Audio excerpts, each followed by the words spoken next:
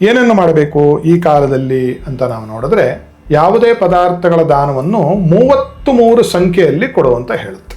33 ಅಪೂಪ ದಾನ ಬಹಳ ಹೆಸರುವಾಸಿಯಾಗಿರ್ತಕ್ಕಂಥದ್ದು ಇದು. 33 ಅಪೂಪ ಅಂದ್ರೇನು? ಕಜ್ಜಾಯ, ಅತಿರಸ ಅಂತ ಕರೀತಾರೆ. ಅದನ್ನು ಮಾಡಿಸಿ ದಾನ ಕೊಡ್ತಕ್ಕಂಥದ್ದು, ಅಥವಾ 33 ಹಣ್ಣುಗಳ ದಾನವನ್ನು ಕೊಡ್ತಕ್ಕಂಥದ್ದು, ಅಥವಾ 33 ವಸ್ತುಗಳ ದಾನವನ್ನು ಕೊಡ್ತಕ್ಕಂಥದ್ದು, 33 ವಸ್ತ್ರದ ದಾನವನ್ನು ಮಾಡ್ತಕ್ಕಂಥದ್ದು, 33 ಬಳೆಗಳನ್ನು ದಾನ ಮಾಡ್ತಕ್ಕಂಥದ್ದು. ಈ ರೀತಿ ಯಾವ ದಾನವನ್ನು ಮಾಡಿದಾಗ್ಯೂ 33 ಸಂಖ್ಯೆಯಲ್ಲಿ ಮಾಡುವಂತ ಹೇಳುತ್ತೆ ಶಾಸ್ತ್ರ. ಇದನ್ನು ಮಾಡುವುದರಿಂದ ಏನು ಅಂತಂದ್ರೆ, ನಮ್ಮ ಪಾಪಗಳು ಕಳೆದು ನಾವು ಪುಣ್ಯವಂತರಾಗಿ ನಾವು ಬಾಳ್ತೀವಿ ಅಂತಕ್ಕಂಥದ್ದು ಸರ್ವವಿದಿತ, ಅದರಲ್ಲೇನು ಶಂಕೆ ಇಲ್ಲ. ಇತ್ತೀಚಿನ ದಿನಗಳಲ್ಲಿ ಏನಾಗಿದೆ, ಇದು ಯಾಕೆ ಮಾಡಬೇಕು, ಹೇಗೆ ಮಾಡಬೇಕು, 33 ಮಾಡಬೇಕಾ, ಹೀಗೆಲ್ಲವೂ ಕೂಡ ನಮ್ಮಲ್ಲಿ ಒಂದು ಸಮಾಜದಲ್ಲಿ, ವಿಶೇಷವಾಗಿ ನಮ್ಮ ಸನಾತನ ಸಂಸ್ಕೃತಿ ಹೈಂದವ ಸಮಾಜದಲ್ಲೇ ಈ ಅಪಶ್ರುತಿ ಹುಟ್ಟುಬಿಟ್ಟಿರ್ತಕ್ಕಂಥದ್ದು ಬಹಳ ಖೇದವನ್ನು ಕೊಡ್ತಕ್ಕಂಥ ವಿಚಾರ ಆಗಿದೆ.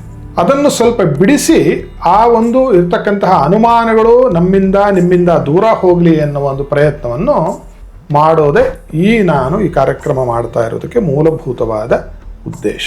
ಈ 33 ಸಂಖ್ಯೆ ಯಾಕೆ ಅಂತಂದ್ರೆ, ಆಡುಭಾಷೆಯಲ್ಲಿ ಕೇಳಿದಿರ ಅಲ್ವಾ, 33 ಕೋಟಿ ದೇವತೆಗಳು ಎಲ್ಲ ಹೇಳ್ತಾರೆ. ಅದು ಮೂಲಭೂತವಾಗಿ ಏನು ಅಂತಂದ್ರೆ, 33 ಕೋಟಿ ಅಂತಂದ್ರೆ, ಕೋಟಿ ಅಂದ್ರೆ ಇಲ್ಲಿ ಅಂತಸ್ತುಗಳು, ಸ್ಥರ ಅಂತ, ಲೆವೆಲ್ಸು, ಗ್ರೇಡು ಅಂತ. ಉಚ್ಚ ಕೋಟಿಗೆ ಸಾಧಕ ಅಂತಾರೆ ಇವತ್ತು ಕೂಡ. ಎಲ್ಲಿ?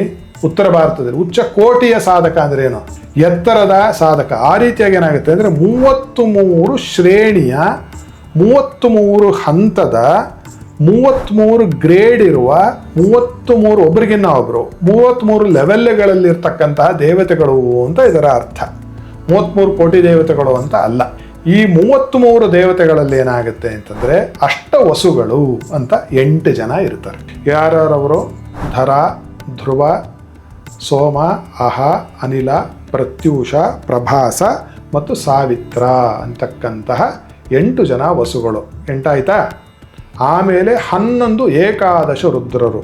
ಅವನಿಗೆ ಕಪಾಲಿ, ಪಿಂಗಳ, ಭೀಮ, ವಿರೂಪಾಕ್ಷ, ಅಹಿರ್ಬುಧ್ಯ, ಶಂಭು, ಶಿವ, ಪಿನಾಕಿ, ಭವ ಮತ್ತು ತ್ರ್ಯಂಬಕ ಅಂತ 11 ಆಯ್ತಾ? 11 8 ಎಷ್ಟಾಯಿತು? 19 ಆಯಿತು. ಅದಾದಮೇಲೆ 12 ಆದಿತ್ಯರಿರ್ತಾರೆ. ದ್ವಾದಶಾದಿತ್ಯಾಹ. ಯಾರು? ಮಿತ್ರ, ರವಿ, ಸೂರ್ಯ, ಭಾನು, ಖಗ, ಪೂಷ, ಹಿರಣ್ಯಗರ್ಭ, ಮರೀಚಿ, ಆದಿತ್ಯ, ಸವಿತೃ, ಅರ್ಕ, ಭಾಸ್ಕರ. ಎಷ್ಟಾಯ್ತು ಇವಾಗ? ಇಷ್ಟು ಸೇರಿಸಿದ್ರೆ 8, 11, 12 ಸೇರಿಸಿದ್ರೆ 31 ಆಯಿತು. ಇನ್ನಿಬ್ಬರು ಅಶ್ವಿನಿ ದೇವತೆಗಳು. ಅಶ್ವಿನವು ಇಬ್ಬರವರು, ಅವಳಿ ಜವಳಿ. ಎಷ್ಟಾಯ್ತು ಸೇರಿಸಿದ್ರೆ? 33 ದೇವತೆಗಳಾಯಿತು. ಈ 33 ದೇವತೆಗಳೇ ಇಡೀ ಪ್ರಪಂಚದ ಆಗು ಹೋಗುಗಳಿಗೆ, ನಮ್ಮ ಜನನ ಸ್ಥಿತಿ ಮರಣಗಳಿಗೆ ಕಾರಣೀಭೂತವಾಗಿರತಕ್ಕಂತಹ ದೇವಾನುದೇವತೆಗಳು. ಆದ್ದರಿಂದ ಇವು 33 ಅಧಿಕ ಮಾಸ ಬಂದಾಗ 33 ಸಂಖ್ಯೆಯ ಯಾವುದೇ ಒಂದು ಪದಾರ್ಥವನ್ನು ದಾನ ಮಾಡಿದಾಗ ಆ 33 ದೇವತೆಗಳು ತೃಪ್ತರಾಗಿ ನಮ್ಮ ಜೀವನವನ್ನು ಬಹಳ ಸುಖಮಯವಾಗಿ ಮಾಡ್ತಾರೆ ಅಂತಕ್ಕಂಥದ್ದು ಇದರ ಒಂದು ಪೌರಾಣಿಕವಾದ ಒಂದು ಹಿನ್ನೆಲೆ ಮತ್ತು ಭಾವನೆ.